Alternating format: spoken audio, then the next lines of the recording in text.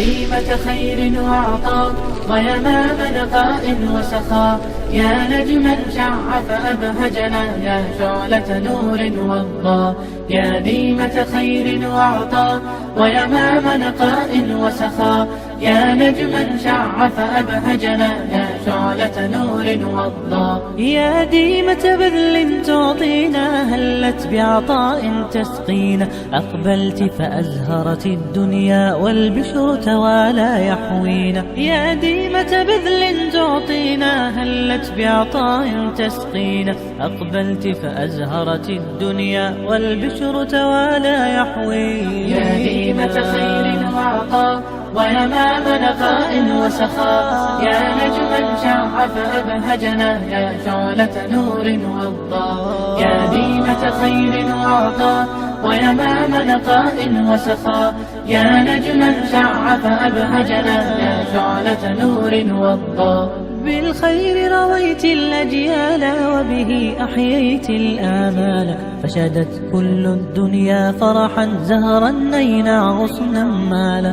بالخير رويت الأجيال وبه أحييت الآمال، فشدت كل الدنيا فرحا زهرا نينا غصنا مالا. يا ديمة خير وعطاء ويمام نقاء وسخاء، يا نجما شع فأبهجنا، يا شعلة نور وضاء. يا ديمة خير وعطاء ويمام نقاء وسخاء، يا نجما شع فأبهجنا، يا شعلة نور وضاء. يا صرحا بالحكمة شادا وبحب قد فاق وسادا، أعطى وسقى طور فرقا أتقن بالبذل الإعداد. يا صرحا بالحكمة سادا وبحب قد فاق وسادا، أعطى وسقى طور فرقا أتقن بالبذل الإعداد. يا ديمة خير وعطاء ويمام نقاء وسخاء، يا نجما شع فأبهجنا، يا شعلة نور وضاء. يا ديمة خير وعطاء ويمام نقاء وسخاء، يا نجما شع فأبهجنا، يا شعلة نور وضاء.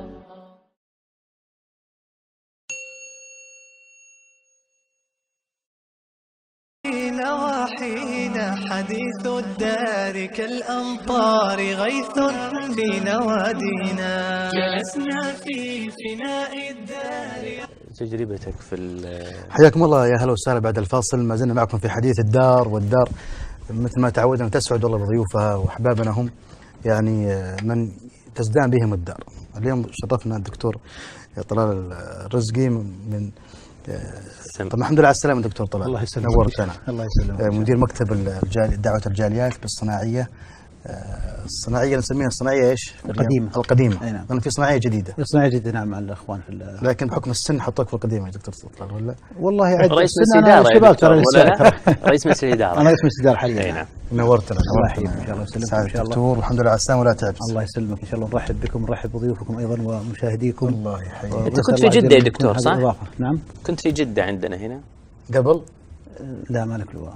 أنا جدة فقط زيارات ومعارف وأحبها بس. تغيير جو أيه. من الحر للحر. والله من الحر للحر لا الحر كنت قبل أسبوع في البلجورة شوفوا الله عليك. ما شاء الله عليك. صحيح والله أمطار ما شاء وبرد، الله. لكن جدة هنا ما تصلح كذا. احنا قلنا يمكن يعني هواك بحري كذا. والله أنا عندي هوايات في البحر وغوص، وعندي شهادة الغوص المتقدم حقت البادي هذا البانس. ما شاء الله تبارك. طب خليني أسألك عن تخصصك الأصلي. أي. والله تخصصي في الأصل أنا طبعا خريج جامعة الملك سعود كلية العلوم الطبية. ما شاء الله. علاج أمراض النطق والسمع التخصص الدقيق حقي. ما شاء الله. ولي تقريبا الآن هذه تقريبا 8 سنة وأنا رئيس الجمعية العلمية لأمراض السمع والخاطر في المملكة. ما شاء الله. طبعا منضمة كذا دولة من دول الخليج زي الكويت والإمارات وحتى كذا تحت الجمعية، والآن بدأت تسوي جمعيات مستقلة. طبعا أنا رئيس مجلس الإدارة حق الجمعية نفسها. ما شاء الله. طبعا هذه جمعية علمية في متخصصة لتثقيف وتطوير وتدريب متخصصين في علاج أمراض النطق والسمع. جميل. عندما تخرجت في عام 1411 تقريبا تعينت في مستشفى العز الجامعي، اشتغلت معهم في المستشفى. في 93 كملت دراسات عليا 93 ميلادي طبعا، واستمرت في المستشفى إلى تقريبا 2011 تقريبا في المستشفى. بعدين انتقلت إلى كلية العلوم الطبية لتدريس نفس التخصص. طبعا في السابق يعني من من 99 ميلادي تقريبا إلى ما انتقلت للكلية كنت أدرس وشغال في المستشفى، يعني العمل الأساسي والوظيفة حقتي الأساسية في المستشفى، وأنا بالإضافة إلى التدريس في الكلية كمتعاون معهم. آخر شيء قالوا لي رايح جاي تعال عندنا مرة واحدة، فانتقلت للتدريس في الكلية. طبعا أنا عندي هم في قضية، أو خلينا نسميه هواية، وهم أي حاجة سميها، في قضية الدعوة إلى الله عز وجل، بالذات كما يقولون، يعني شو أقول لك، يعني نسأل الله يجعلنا من خير مما نقول، لكن يكون الإنسان بابتسامتك، بمقابلتك، بطريقتك، بأسلوبك، بلغتك، بتبسطك مع الناس. لأني سبق أن عشت في الغرب وشفت كيف الناس أنه تقدر تدعو بكلمة طيبة، تقدر تدعو بابتسامة طيبة للناس. فنشأ عندي هم وعندي ميول للدعوة إلى الله عز وجل. تعاونت قديما مثل ما ذكرت أنه مع الشيخ حمود الله رحمه الله يوفقه ويستر عليه في البطحة، وثم اقترح بعض المشايخ طلبة العلم أني أفتح مكتب دعوة مستقل لنحمل إحنا يعني كما يقولون أشياء جديدة في الجعبة. بتوفيق الله فتحنا في المكتب الدعوة الصناعية القديم عام 1420، حصلنا على التصريح من الشؤون الإسلامية ما شاء الله. وبتوفيق الله نفس الشيء بدينا نفس الموضوع، بعض الدراسات المسحية للمكان ونعرف ايش الاحتياجات عند الناس. سوينا الأشياء الموجودة عند المكاتب الثانية، وجدنا أنها جدواها الدعوية ضعيفة فوقفناها. يعني زي كانت في محاضرة يجي يحضر محاضرة وحين يكون في عشاء ويطلع ويمشون. طب وإيش الاستفادة منه؟ ما أقدر أقيمونه. تختبره ما تعرف، حتى أركان الإسلام ما يعرفونه، هو حاضر عندك طول السنة. فتحولت الفكرة إلى دورات شرعية في المكتب، بحيث أن الشخص يحضر درس ومنهج واختبار وتقييم وفي مكافأة عليها. فتوفيق العزيز هذا أتت أثر كبير جدا جدا. جميل. ونحن نبغى نسلط الضوء على شرف الرسالة هذا اللي أنت أخذته، بدأت يعني تنطلق فيه مع المكتب التعاوني في الصناعية القديمة. نبغى ناخذ يعني هذه الفكرة التجديدية في المشاريع، لأنه في بعض المشاريع ما شاء الله خرجت من نطاق الصناعية القديمة والصناعية الجديدة، ومن نطاق الرياض ومن نطاق السعودية حتى أصبحت يعني عالمية يشار لها بالبنان يعني في تنوعها. حنمر على مثل هالمشاريع، لكن أنت قلت كلمة جميلة أنه يعني استنساخ الأفكار بعض الأحيان قد لا يكون مجدي. صحيح. أو قد يكون مجدي في مكان معين، لكن ليس شرطا أن يكون في المكان الآخر، أو لبيئة معينة أو مجتمع معين قد لا يكون. أنتوا لما بدأتوا في هالأفكار، إيش الأفكار الجديدة بعد هذا الاستنساخ إن صح التعبير والله يعني من ضمن الأفكار اللي أنشأناها، طبعا تعاوننا مع الإخوان في يعني كان لهم سبق بسيط مقابل فترة بسيطة جدا كانت في الجبيل، وقضية مثلا برامج التفطير الدعوية المميزة برضه نفس القضية. يعني في برنامج مقنن، كأنك داخل في شركة، يدخل برقم ويطلع برقم، وفي تنظيم بشكل جميل جدا جدا للتفطير. حلو. وفي برنامج دعوي وفي برنامج يعني منظم حاجة زي كذا. ف يعني 1420 يعني ما كان المكتب له 9 أشهر تقريبا، فتحنا أول مشروع تفطير عندنا، وأخذنا نسخة من عندهم وحطيناها زي ما تفضلت أنت حسب البيئة اللي موجودة عندنا. يعني مثلا على سبيل المثال بيئة الجبيل تختلف عن بيئة الرياض، بيئة جدة تختلف عن بيئة الرياض. صحيح. بيئة الرياض من حي لحي ومن منطقة لمنطقة تختلف. صحيح. فهذه لازم تراعى في قضية يعني تفصيل أو ترتيب أو هندسة المشروع للمنطقة نفسها. فبتوفيق العزيز وفقنا في هذا البرنامج. بعدها طبعا نفس الشيء سوينا بعض المسابقات للجاليات، طبعا بناء على دراسة أيضا نفس الشيء. ما تصير الأشياء هذه إلا بناء على دراسة سابقة. يعني مثلا أضرب لكم مثال بسيط جدا. في العام 21 22 23 كان عندنا بعض الملاحظات اللي تأتينا في قضية السحر والمشاكل اللي تصير حاجة كذا من العمالة المنزلية من جالية معينة. فأخذنا كتب الشيخ الله يرحمه الشيخ عبد العزيز بن باز والشيخ ابن عثيمين، كتب وحطيناها في كتاب واحد جمعناها وحطينا عليها مسابقة ونشرناها المسابقات. طبعا توفيق العجاتنا يعني كم هائل من المشاركات، وايضا لا ما بقول لك الاعترافات بقدر ما هي التوبه الى الله عز وجل من هذه الاعمال اللي الناس لا تعرف انها اصلا حرام. وانتم جيتوهم مو من ناحيه التوعيه، من ناحيه المسابقه. من ناحيه المسابقه ومن ناحيه علم شرعي مؤصل. انا ما اقول لك ان هذا ديني ولا دينك، لا انا اكلمك عن علم مؤصل، علم له دليل، له قال الله وقال الرسول بسند. يعني ليست راي شخصي، لانه الناس احيانا لما تجي تكلمهم عن الدين الصحيح والدين الحق يعتقد انه هذا دينك انت، ما تشاركني في ديني. لا، او فهمك انت بالضبط، او فهمك انت او تفسيرك انت. لا يا اخي، انا بجيب لك دليل وقال الله وقال الرسول، وهذا من مصادر موثوقه بحيث اني اوصلك الرساله بشكل صحيح. فهذه نفس الشيء من ضمن الانطلاقات اللي انطلقنا فيها. بعدها صارت نفس الشيء برضو بعض المسابقات المخصصه لعلاج مشكله معينه.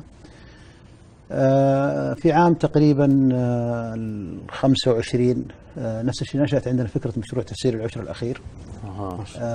أحد الأخوة المتعاونين معنا جزاه الله خير جاب الفكرة وطرحها وتناقشنا فيها احنا معنا بعض الأخوة المتعاونين في المكتب. من هنا بذرت البذرة. كان الهدف عندنا في البداية نطبع 30,000 نسخة باللغة العربية. كم؟ 30,000 نسخة. 30,000. أي نعم. فإحنا جبنا تفسير العشر الأخير للشيخ محمد الأشقر، وأضفنا عليه بعض الأشياء اللي تخص الدعوية وتخص بيت كل مسلم، تهم كل مسلم. من ضمنها مثلا كتاب حق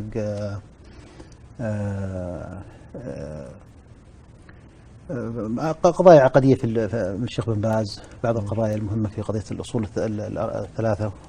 ففي أشياء معينة أخذناها وحطيناها وشلنا من ضمنها بعض الأسماء الموجودة فيه وانتشر الكتاب. الهدف كان 30,000، فما كان عندنا متوفر الميزانية في المكتب، قلنا للإخوان احنا ممكن نساعدكم انكم تصطادون سمك بدل ما نعشيكم سمك الليل. نعطيكم خطابات ونبحث في أحد يتبرع في الموضوع هذا. وبتوفيق الله عز وجل غطينا 50,000 أول طباعة للكتاب.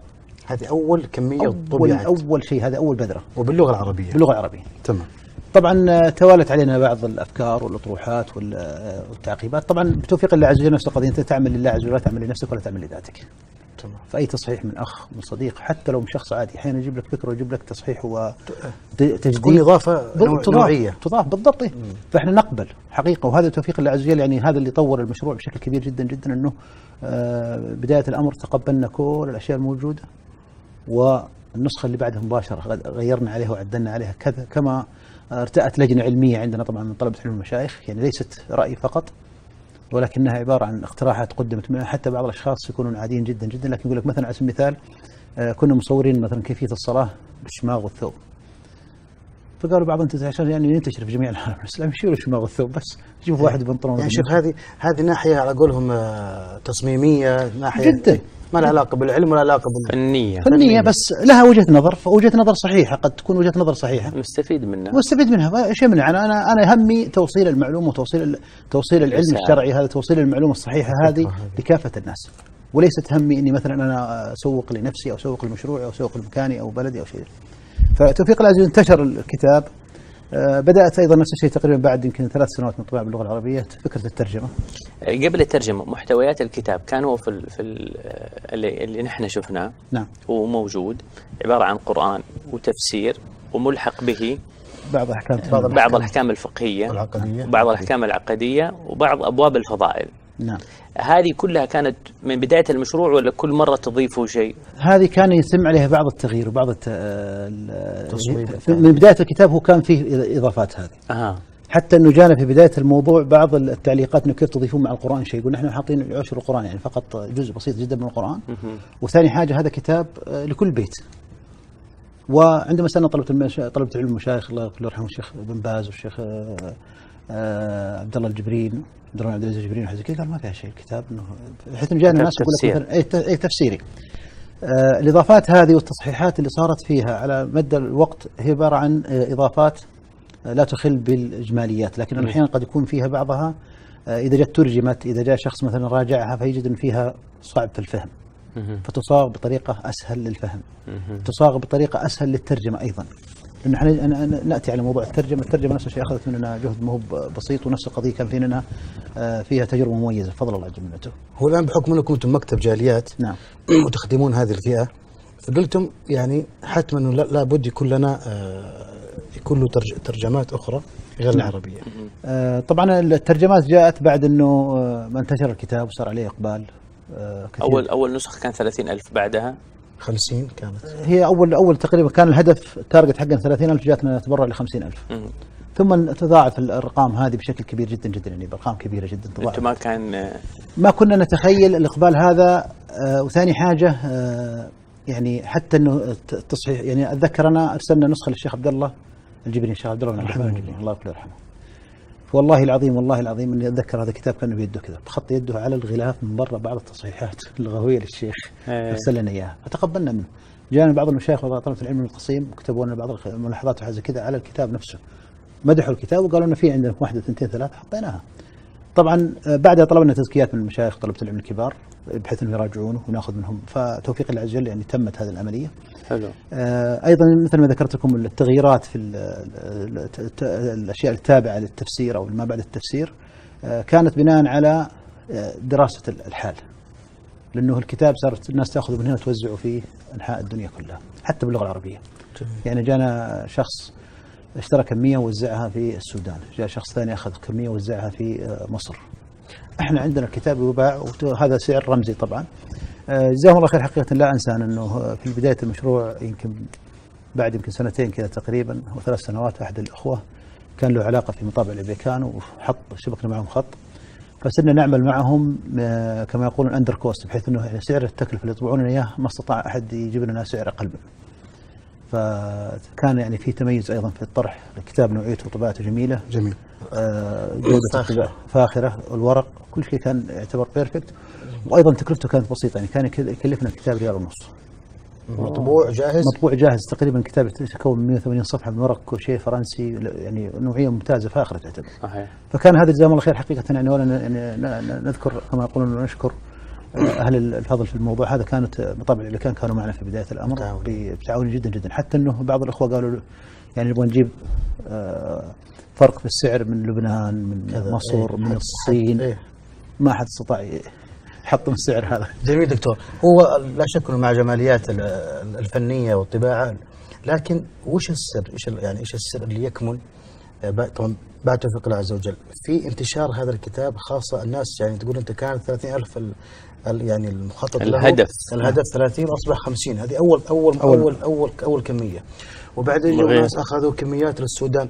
ايش السر اللي يعني هل لامس حاجه الناس؟ ترى وحتى بالمناسبه يعني صوره الكتاب الذهنيه موجوده عند الناس بنفس تصميمه اللي هو الان يمكن راح يطلع معنا على الشاشه.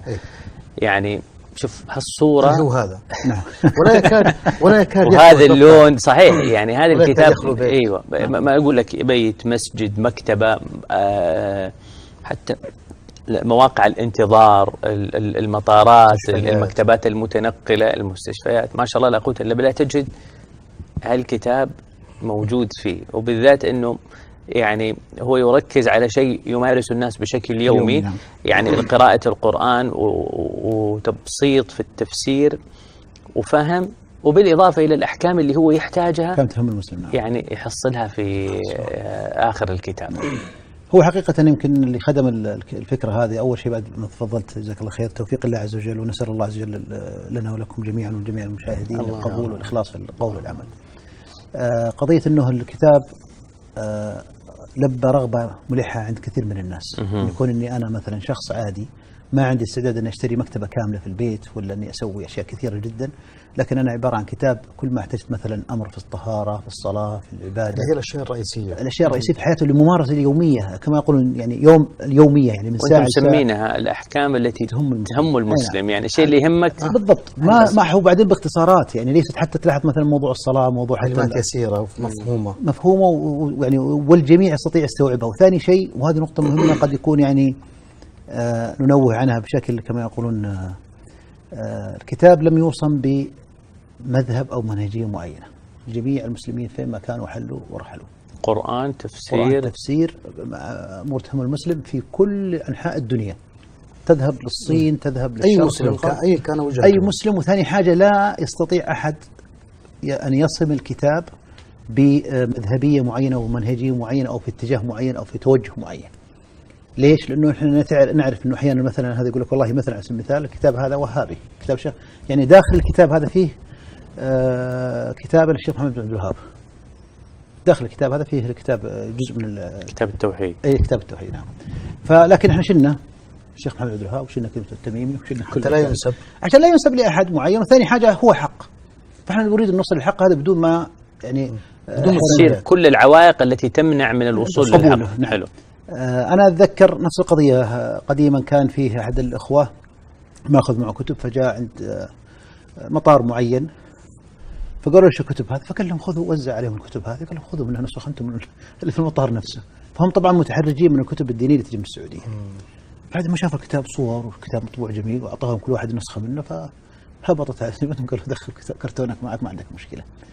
ليش؟ لأننا ما ركزنا على أننا نطرح وجهات خلاف ولا وجهات تكون الرسالة واضحة وبطريقة محببة وبدون ما تفضل أبو عبد الله بدون عوائق. بالضبط، وبالدليل. ليست مثلا زي ما ذكرت لك، ليست مذهب وليست منهج معين، لا، هي عبارة عن دليل واضح، تأخذ أصح الدليل في الجزئية هذه ويترجم إذا كان مثلا ترجم ولا شيء كذا، ويكون الشخص اللي يقرأ يجد فيه كل احتياجاته. فكرتنا أن تكون عبارة عن مكتبة مختزلة مصغرة لكل مسلم في أي أنحاء الدنيا في بيته، كل شخص يستطيع يحصل على النسخة هذه يحطها في بيته. يعني هذه يمكن هذه الأسباب اللي ذكرنا فيها أنها قد تكون وفقت في صدور الكتاب. دكتور، الصناعة هذه اللي هي في المحتوى وهذه البساطة والسهولة والانتقاء، كم تقريبا شارك فيها عالم طالب علم حتى وصلتم يعني إلى هذا التميز؟ والله يا محب، احنا يعني حتى الطبعات المتأخرة هذه إذا جانا أو لاحظنا شيء معين نغير عليه بعض الأشياء. طبعا تغيرت طفيفة، لكننا البداية بدأت بمجموعة والله حقيقة كبيرة. زي ما أقول لك يعني حتى كثير من المشايخ طلبة العلم الكبار راجعوا الكتاب وارسلوا لنا بعض يعني مشاركات قد تكون جزئية كبيرة، يعني متنوعة. وثاني حاجة من أكبر طلبة العلم عندنا في المملكة بفضل الله عز وجل وزي ما ذكرتم الشيخ عبد الله بن عبد الرحمن الجبرين، وكان معنا في مجلس إدارة المكتب وهو مشرف معنا في المكتب الشيخ عبد الله بن عبد العزيز الجبرين، أستاذ دكتور في العقيدة، وأيضا كثير من المشايخ طلبة العلم اللي هم يعني هو مشروع وليس يعني مؤلف محصور بشخصيات معينة. لا ليس له شخصيات معينة، فقط هو التفسير العشر الأخير من الأشقر الشيخ محمد الأشقر. وأيضا الشيخ محمد الأشقر أنا شخصيا التقيت فيه قبل يتوفى الله يرحمه، وأخذنا منه حقوق الكتاب العشر الأخير يعني مكتوبة عن طريق بشكل رسمي محامي، بحيث أنه ما يصير في أي حد بعد، لأنه كان الشيخ كبير الله يرحمه. فرحنا هناك عنده، كنت التقيت فيه في الأردن وأخذت منه تنازل عن الحقوق بشكل رسمي عن طريق كتابة يعني محامي وحاجة زي كذا موجود عندنا في المكتب، بحيث انه تعرف ما نعرف ايش يصير في المستقبل قد طالب في حاجة. جميل. فهذا توفيق الله. أول شيء تقهوى ابو دكتور، احنا ترى احنا ما الخير باقي ما وصلنا طيب التحول اللي بيتكلم عنها الدكتور. ايوه، اللي هي موضوع الترجمة واللغات. كيف بدأت قصة الترجمة؟ نعم، والله أيضا الحاجة والطلبات. يعني في حاجة للساحة بكتب للمسلمين، وهذه نقطة مهمة جدا جدا. احنا غالبية الكتب اللي في السابق كانت توجه لغير المسلم لشان يسلم. طب وإذا أسلم؟ أنت كيف الآن في مكاتب الدعوة غالبيتها تجد كتاب عنده لشخص يريد أن يسلم، يعرفه بالإسلام. طب هذا الشخص أعطيته تعريف بالإسلام وتعرف وأسلم، طيب بعدها؟ فهذا كانت من أكبر الحوافز لنا أننا نترجم الكتاب. طبعا عندما أردنا نترجم الكتاب بتوفيق الله عز وجل أخذنا بعض الفضلاء وبعض الأخوة الدكاترة في الجامعات المتخصصين في هذه القضية، واستقطبنا عدد كبير منهم، وصار في عندنا لجنة خاصة لقضية الترجمة. فاستفدنا من بعضهم حضروا الدكتوراه في بريطانيا وفي أمريكا في تراجم القرآن. حلو. فحاولنا أن نتلاشى ونتحاشى ونبتعد عن الإشكاليات اللي كانت تحدث في أننا تراجم القرآن تعرف فيه اختلافات من الجهة الثانية وحاجة كذا، فحاولنا نقلص هذا الموضوع. من الناحية العلمية كانت أفضل أسلوب لترجمة الكتاب أنك تترجمه عن طريق شخص، مثلا من اللغة العربية للغة الإنجليزية، ثم تأخذ النسخة الإنجليزية اللي ترجمها الشخص هذا تعطيها لشخص آخر مختلف ويعيدها للغة العربية. فتقارن أنت اللغة العربية باللغة العربية واللغة العربية إذا عاد للأصل بنسبة يعني 90% 95% تعتبر هذه إنجاز كبير. إنجاز كبير جدا جدا. هذا طبعا طريقة في الترجمة معروفة حاجة كذا، فاعتمدناها بناء على توصية الإخوان، واستعنا بالله عز وجل وبدأنا في الترجمة إلى اللغة الإنجليزية، ثم انطلقنا من اللغة الإنجليزية للغات الأخرى. طبعا احنا ترجم في الكتاب، ترجم في المكتب أكثر من 61 لغة. اللهم بارك. 61 لغة طبعا. أيضا نزل منها. أنا كأني لما زرت الموقع حاولت أعد يمكن 47. لا موجودة 61 لغة. 48 اللي هي في موقع التفسير. موقع تفسيرنا. طبعا الترجمة أيضا كان لها أيضا أسلوب معين خاص، بحيث أننا نشوف أكثر الجاليات الإسلامية انتشارا متحدثا بلغة معينة. يعني مثلا اللغة الإنجليزية كانت مهمة جدا عندنا، لكن لما جينا نترجم مثلا لغة الهوسة ولا لغة اللغات اللي في أفريقيا واللي في الهند، فشفنا أكبر عدد يتكلم باللغة هذه حسب توزيع اللغوي في الجهات هذه، وأخذنا الأكبر فاشتغلنا عليه. ليش؟ عشان ما نبي مثلا في بعض اللغات مثلا يتكلمونها مثلا 5 مليون شخص، اقليات صغيره. اقليات صغيره، وموجود اللغه موجوده تقدر تترجم فيها. لكن انا انشغل في ال5 مليون ولا عندي وقد يكونوا غير مسلمين، ولا اشتغل في مثلا على سبيل المثال زي اللغه الاندونيسيه مثلا عندنا 280 او اكثر. طبعا اللغه الاندونيسيه يتكلمونها اكثر نص مليار مسلم، لانه غير اندونيسيا برضه في الدول اللي حولهم يتكلمون اللغه الاندونيسيه. ترجم الاندونيسيه افضل من ترجم للغه مثلا قد تكون محليه او محليه او لغه بسيطه. نفس القضيه استعنا بمراكز ترجمه، خبراء في الترجمه على مستوى اللغات في جامعات برا. ليش؟ نحن ما نبغى تصير التغذيه الراجعه عننا انه الترجمه كانت فيها خطا او في شيء كذا، بحيث انه بعد ما خلصنا الترجمه عن طريق جهه معتمده اعطيناها طلبه العلم اللي نعرفهم احنا في اللغات المختلفه هذه ترجموها للعربيه. ليش؟ انه المترجم يترجم كما يقولون نفس تجرد. اي تجرد. طالب العلم احيانا يضع منهجه وعقيدته في الترجمه بشكل او باخر، فاحنا ترجمنا عن طريق جهات مترجمه قويه معتمده، مكاتب ترجمه بشكل رسمي وبشكل نظامي بشكل صحيح 100%، بحيث ان لما جاءت الترجمه بشكل مميز راجعناها فقط على قضايا انه ما يكون فيها خلل في العقيده، خلل في بعض الاشياء اللي تكون فيها الترجمه، وهذه اعتمدت بالطريقه هذه. جميل. بعض التراجم كنت تفضلت يا شيخ الله يغفر لك انه بعض التراجم موجوده، وبعض التراجم يمكن قلت لكم 61 واللي عندنا 55. بعض التراجم ترجمت و كما يقولون خزنت نسخه الكترونيه او وزعت بطريقه الكترونيه، ليست كتاب ككتب. يعني مثلا على سبيل المثال ترجم الى اللغه الصينيه، ممنوع ادخال اي كتب دينيه للصين. فما في داعي انكم تطبعون. جونا كثير من الاخوان المتحمسين والشباب اللي يروحون يتاجرون في الصين يجيبون بضاعه وحاجه من الصين، قالوا نبغى كتب صيني. كتب موجود عندنا كتاب بس ما تقدر تدخله للصين. عندكم اطلاع بقوانين البلاد. بالضبط، عندنا اطلاع ولنا علاقه بفضل عجبنا بحكم انه الكتاب يوزع على نطاق عالي في الحج وفي الاشياء هذه كلها، فتجينا استفسارات حتى الحين يطلب مننا من جهات رسميه مثلا السفارات بعض الاشياء يطلب مننا الكتاب. فقلنا لهم هذا فلاش صغير فيه الكتاب، تقدر تحط الرابط على الموقع. سوينا كروت صغيره عليها الرابط حق الموقع باللغه الصينيه، فانت تجي تسولف مع واحد تعطي له الكتاب، لانه طبعا الصين فيها مسلمين، لكن المسلمين للاسف انهم بعيدين جدا عن المنهج والفهم الصحيح للاسلام، بحيث انهم تعرف البيئه حقتهم، تعاقب الاجيال والبعد فهذه نفس الشيء خدمتنا كثير جدا جدا، بحيث انه يعني بعض اللغات ترجمت ووضعت بشكل الكتروني. جميل. التحميل مجاني، انا لاحظت انه حتى التحميل بالضبط. نعم. طبعا حتى حقوق الكتاب وبجوده عاليه وبجوده متوسطه. حتى حقوق الكتاب يمتلك حقوقها مكتب الدعوه الصناعيه القديمه، لكن لو اراد شخص يطبعه بنفس المواصفات عندنا وصف الاشياء بدون اي تغيير، احنا ما عندنا فيه اشكاليه نهائيا. ليش؟ مثل ما ذكرت هذا دين الله عز وجل، وليس نحن نتاجر او اننا كما يقولون ننسبه، لا، هذا علم بفضل المجتمع في مكان واحد، وحق للجميع يستفيد منه. جميل. دكتور، احنا بندخل شوي كذا في لغه الارقام، واحبابنا بس لو تعطونا صور لبعض الكتب المترجمه، لانه ما شاء الله المشايخ مدلعينها، محطين وردي وحاطين اخضر وحاطين حتى الالوان ذي لها برضه نفس القصه. لا قصه خاصه. صحيح والله، لانه الالوان هذه حسب ثقافه، واحيانا قد تكون الوان العلم حق الدوله نفسها. يعني مثلا تشوف الكتاب باللغه البنغاليه جاي بني غامق وحاجه زي كذا، مو بزين اللون، لكن عندهم ثقافتهم موجود اللون هذا ويحبونه كثير. احنا ما نحبه، لو تشوف يمكن ما شاء الله عليكم. يعني مسوين دراسه نفسيه حتى راعينا فيها حقيقه، نحاول نراعي. شوف يا اخي الكريم، احنا زي ما قلت لك احنا لسنا كما يقولون نراهن لانفسنا او نحن من الدين الله عز وجل. ثاني حاجه نبغى نخرج بافضل صوره عشان تصل الحقيقه للناس. هذه ما تهمني انا كيف يبغى يصلها الشخص. انا اقول لك من اول ما طبعنا الكتاب قالوا لنا شيلوا الشماغ والثوب عن شيل الشماغ والثوب، حطه بني صحيح والله. ليش؟ لان هذا هدفي اني تصل الرساله، تصل المعلومه هذه. فهذا اللي توفيق الله عز وجل يعني طرح القبول للناس. في بعض المقاطع جلبت للاخوان ارسلتهم اياها ان شاء الله الحين هذا يجهزوها لنا الشباب. في مواقع توزيع الكتب في مكه والمدينه المنوره. وانتم الان تستهدفون الحجاج بالضبط. متى بدات الفكره؟ والله لنا تقريبا قرابه يمكن حول يمكن اكثر من 10 سنوات الان شغالين. ما شاء الله.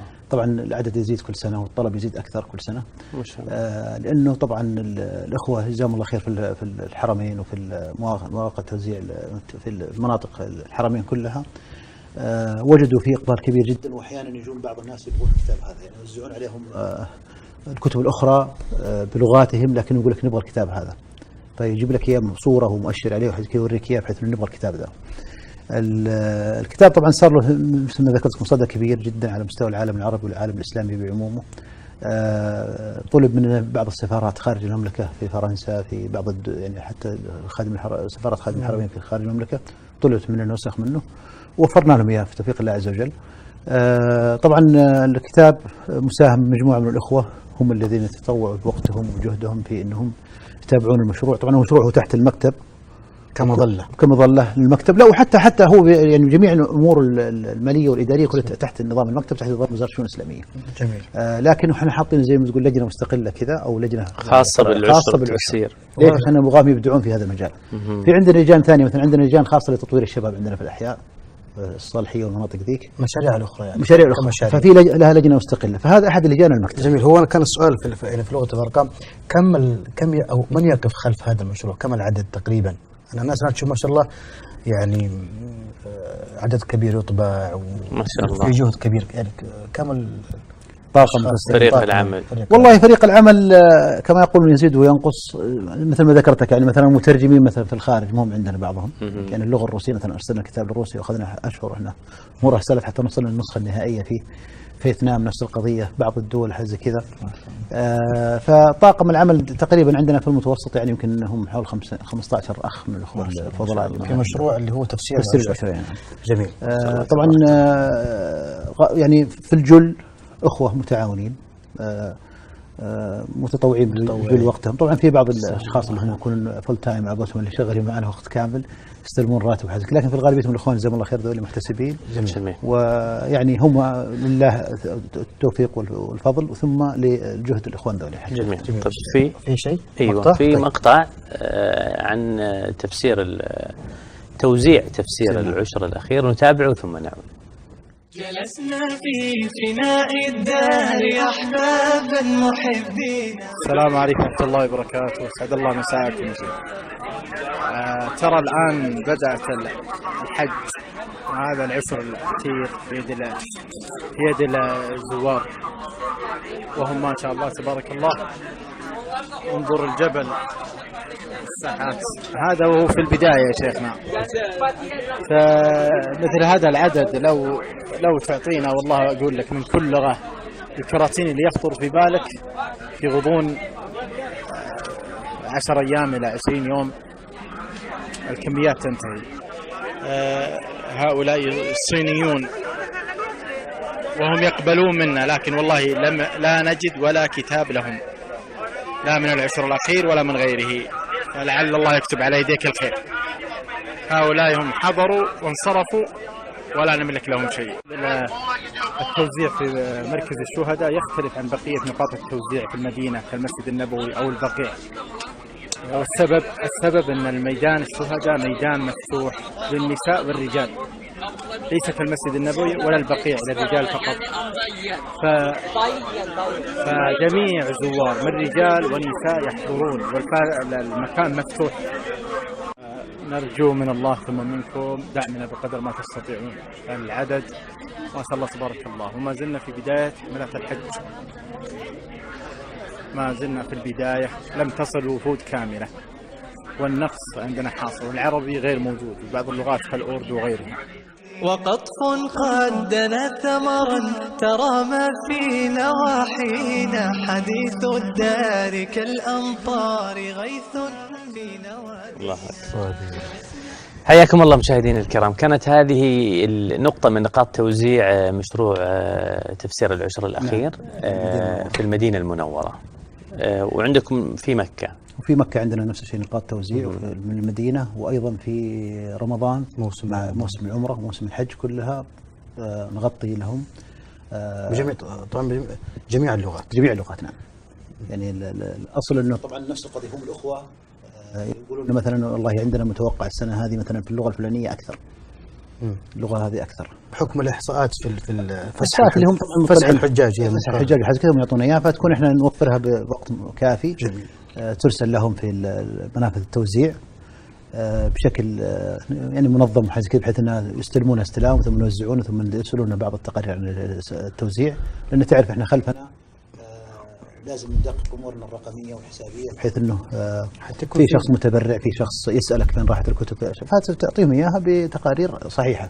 ثاني حاجه حتى الاخوه جزاهم الله خير عندما نرسلهم مثلا سياره فيها عدد من الكتب يرسلون تقرير انهم استلموا الكميه هذه هم في مستودعات التوزيع الحرمين الشريفين. جميل. فانه احنا يعني بتوفيق الله عز وجل تعرف وزاره الشؤون الاسلاميه المشكوره الماجوره تتابع في قضايا يعني الانفاق وقضايا الاشياء هذه بشكل مطبوعات وحاجه كذا. فاحنا عندنا من فضل عجب يعني لنا كما يقولون زي اللوج بوك كذا كاتبين فيه التفاصيل كلها بحيث انه اي شخص يستطيع يبحث عنها يبحث يعني سواء كان متبرع جهه رسميه شيء زي كذا انها ليست سر. لا والشيء بالشيء يذكر يعني الكتاب طبع تحت يعني اشراف جهه رسميه وتدقيق ومتابعه، وكونه اصلا يباع في منافذ او كونه يوزع في منافذ في زي مثل هذا الموسم الكبير موسم الحج او كذلك العمره، فادري انه ما شاء الله في قبول كبير وفي متابعه وفي يعني شغل مرتب. دائما يقولون المشروع يخرج منه مشاريع.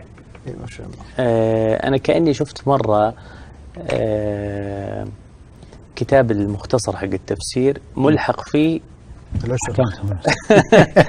هذا جديد، هذا لسه هذا بعد قريبا هذا. اي يعني ايش المشاريع اللي انطلقت او كان في تعاون مثلا؟ والله طبعا احنا يعني مثلا على سبيل المثال مثلا بعض مثلا احكام الصلاه ونشرت في بوسترات لحالها، اسماء الله الحسنى ونشرت في بوستر لحالها من المشروع نفسه. ما شاء الله. نفس القضيه صوره الشخص اثناء الحركات في الصلاه وحاجه زي كذا جزء خرج منها. صحيح.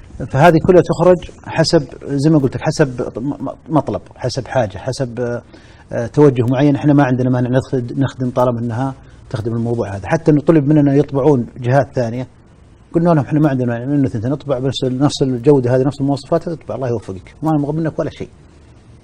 يعني الحقوق متاحه ما دام بس يحافظ على نفس المحتوى والجوده بالضبط. لانه تعرف نفس القضيه احنا الكتاب هذا من ضمن الاشياء اللي توفيق الله عز وجل يعني كانت خلته يحافظ على مستوى الاداء حقه ومستوى الطلب العالي هذا عليه، لانه جوده الطباعه كانت عاليه جدا جدا.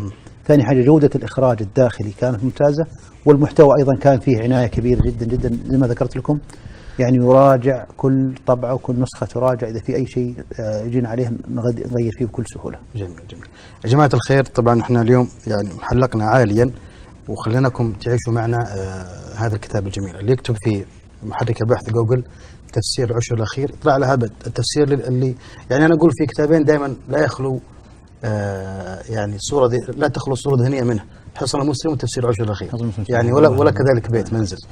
فحجيكم اختر لغه ابد اللي مثل لغته اردو يحط اردو او لغته ما شاء الله ترى الدكتور عنده 4 لغات ما شاء الله. ايوه ما شاء الله. قلنا الانجليزيه انجليزي عندي فرنسي والماني برضه. فرنسي والماني اي نعم ما شاء الله عليك. طبعا العربي شوي مكسر. عربي شوي الله يفتح طبعا اللغات بحكم ان العمل في الجاليات والتعاون مع الجاليات كنا نعرف بعض الاردو بعض البنغالي بعض المصطلحات اللي هي كما يقولون مفاتيح ترقق القلوب التقالب الفلبيني وحاجه زي كذا، لانك احيانا تحتاجها ان الشخص يشوفك مثلا سعودي يشوفك كيف تكسب يعني كيف تكسب. وثاني حاجه تكسر الحاجز اللي بينك وبينه، انت ما انت قولتهم انت زيك زيه تمرض وتموت وتعيش وكل شيء زيك زيه. فعندما تتبسط معه في الحديث تجيب له كلمات من لغته يقبل عليك يعني بحيث انه يحس انك انت قريب منه. فهذه فضل عجبني يعني هذه من الاشياء اللي الشخص كما يقولون يعني قلت لك انا في البدايه انه عباره عن هوايه هو مطلب للشخص بحيث انه تحس نفسك انك انت تتواصل مع الاخرين بما تحمل من خير عندك، بما تحمل من هم لدينك وتوصيله بافضل صوره ممكنه. الله يبارك وياكم بالكلمه دكتور. الله يفتح عليك والله نورتنا واسعدتنا. وماذا تريد ان تقول في نهايه الملحق للعشر الاخير؟ والله يا اخي الكريم انا طبعا ارجو من الله عز وجل ان يوفقنا واياكم لما يحب ويرضى، وايضا يسددنا واياكم. أنا وصيتي لنفسي ولإخواني جميعا أول شيء أن نبلغ دين الله عز وجل بكل ما أوتينا من حس ومن علم ومن قدرة. هذه طبعا لا يعذر فيها أحد في وقتنا الحالي. كل الناس الآن صارت تستخدم الآيباد والآيبود والجوالات والأشياء هذه كلها كله في مجال التواصل الإلكتروني كثيرة. لكن لابد أن نكون منتقين جدا بحيث أن نبحث عن الصحيح ونبحث عن السليم ونبحث عن المصدر الصحيح.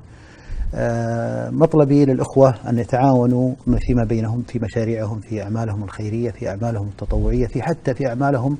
أنا يعني عندنا فضل عندنا في جمعية السعودية للسلام والتخاطب عندنا مجموعات اهتمام ومجموعات متطوعة من الأولاد والبنات متخصصين في أمراض بحيث انهم ينتشرون في كل مكان، يعملون بعض البرامج تثقيفيه وحاجه زي كذا.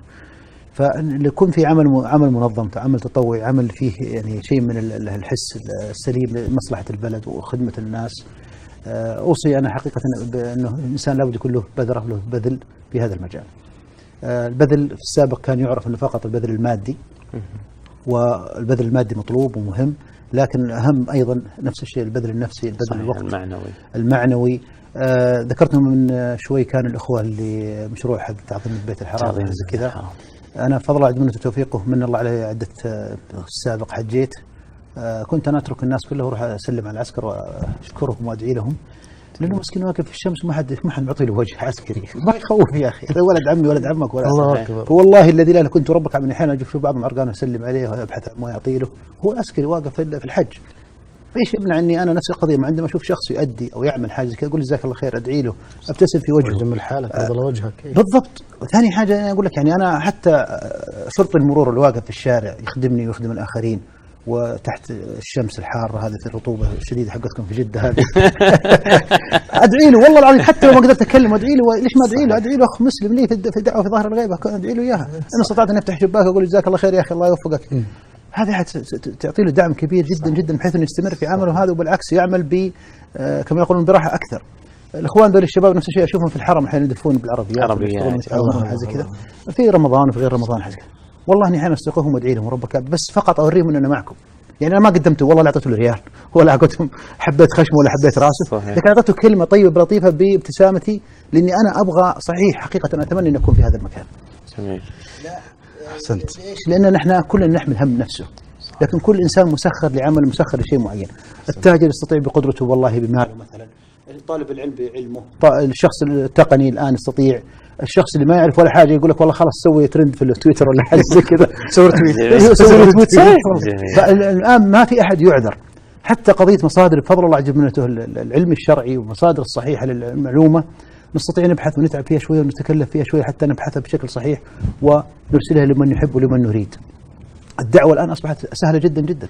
كانوا في السابق المسلمين القدامى كانوا يروحون يتاجرون ويدعون من خلال التجاره، بعدها صارت حتى عندنا هنا في المملكه كانت ترسل الدعاة الى اصقاع الارض. الان ما تحتاج تسافر، الان تغير. اول حاجه الان انت عندك الان بضغط الزر ترسل لجميع انحاء العالم. ثاني حاجه عندنا الان موسم الحج ومواسم العمره في المملكه عندنا هنا، بما ان المملكه قبله المسلمين، فنحن نعمل معهم بحيث انه يكون عندنا باستمرار تواصل مع الحجاج هذول، سواء كان من ناحيه التعامل فرصة، من ناحيه الخدمه، من ناحيه ايضا توصيل الكتب زي مثلا تفسير العشر الاخير، الكتب الصحيحه زي كذا لهم، اعطائهم صوره حسنه عن الدين وعن البلد وعن اهل البلد نفسه. فانت عندما تزور اي بلد في العالم تقول والله مثلا اهل البلد ذولي لطيفين يبتسمون كثير بتعاملهم تعاملهم انت ما رحت قولتهم سكنت عندهم، انت عشت عندهم اسبوع سافرت ورجعت، تقول والله الدوله الفلانيه والله لها كشرين، طبعا ايش استفادهم ولا حاجه، فانت اخذت الانطباع هذا. لكن لو كنت جيت وقلت والله اهلها مثلا مبتسمين دائما وفرحانين ومستانسين فالحمد لله رب العالمين، فديننا الحمد لله كله سماحه. الحمد لله. انت نموذج رائع. الله يكرمك والله اسعدتنا. الله يجزاكم خير ان شاء الله. نسال الله يتقبل منا ومنكم، وحقيقه يعني ندعو الجميع للتعاون وللبذل في هذا المجال، بحيث انه هذا من الاشياء التي الانسان يدخرها عند الله عز وجل لاخرته قبل دنياه. الله يجزاك خير. خطاكم وسعيدين جدا بهاللقاء، والتواصل يعني متاح لمن اراد التواصل مع مشروع تفسير العشر الاخير. حسابهم في تويتر مشروع تفسير العشر الاخير بهذا الاسم، يمكنكم التواصل معهم. والله يفتح عليكم وسعدنا بك. الله يجزاك خير. الله يرضى عليك ان شاء الله. ونشكركم ونشكر ايضا الاخوه المشاهدين لقناه المجد، ونسال الله يجعل وياكم الموفقين، ويجعل عملنا خالصا لوجهه، ويجعل لنا خير مما نظن بانفسنا وباعمالنا. اللهم امين. جزاك الله خير. بعد الفاصل عبد الله ايش عندنا؟ عندك انت ربان سفينتنا. اي التليفون ترى ما وقف، الاتصالات مره يعني تعبونا، بس احنا ما زلنا معكم الى 4. والله ما نخليكم اليوم، عندنا مسابقات بعد الفاصل، ابقوا معنا وحياكم. وقطف قد دنا ثمرا ترى ما في نواحينا، حديث الدار كالأمطار غيث فينا